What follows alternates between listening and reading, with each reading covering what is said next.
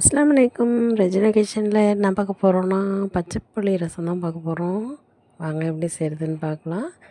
இப்போ வந்து ஒரு வரட்டில் சின்ன வெங்காயம், பூண்டு, பச்சை மிளகாய், மிளகு, ஜீரகம், வரமிளகாய் எல்லாம் போட்டு இடிச்சிக்கலாம்.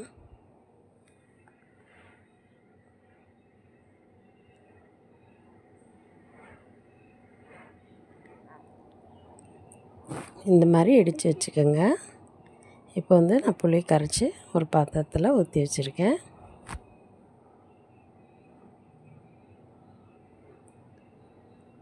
இந்த புளி கரைச்சலில் இப்போ நம்ம இடித்ததை போட்டுக்கலாம்.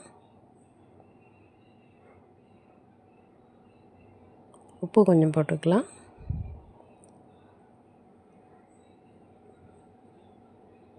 கொத்தமல்லி தழை கொஞ்சம் போட்டுக்கலாம்.